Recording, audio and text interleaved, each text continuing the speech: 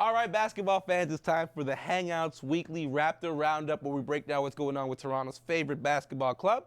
And we always send out a tweet asking you guys for what you want to talk about. This week's tweet comes from Nadine. I'm going to shout out her Twitter name because it's impossible to remember, at NH3183. Nadine, please tell me what 3183 means to you and why it's so significant. But the question is, what is Toronto's weak point that needs to work in order for them to secure a higher playoff spot? So we're going to start, of course, we've got Kayla, starting from scratch, and Dwayne Watson. Dwayne, you go. What do you think the Raptors need to do to secure a higher playoff spot? I really like the bench they have right now. I think it's really strong, but it could be a little. They need a confident scorer and a stopper off the bench to kind of really neutralize some of the better bigs in the Eastern Conference, I think. But I mean, I like what they got. They can't take it all the way, but they only need a little bit more. Scratch, are you happy with this group, knowing that the four guys you got from Sacramento have added a lot of punch to the bench? Yeah, the big man was always been our weakness, right? So once we get that established, I think we'll be all right. Kayla?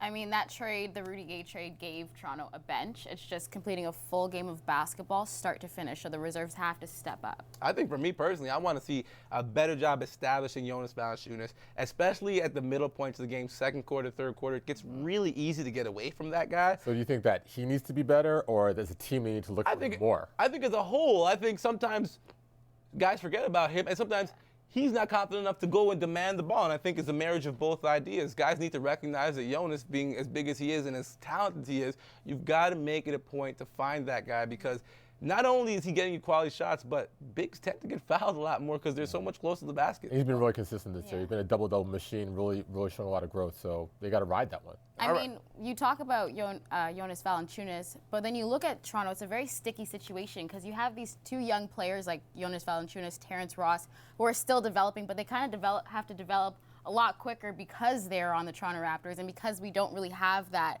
veteran presence in that sense. You know what? That's it. It's hard. I would love a veteran leader to come to this team that can contribute and play, not like a guy who's old and won like 10 years ago, but someone who's like got the experience like a David West in Indiana that could really lead this team, and I think that's key for these guys. All right, guys, great stuff. Well, that does it for our Raptors Roundup. Make sure to catch the Hangout at NBATV Canada, premiering Thursdays. I'm Akil Augustine. Follow me on Twitter. That does it for the Roundup. Peace.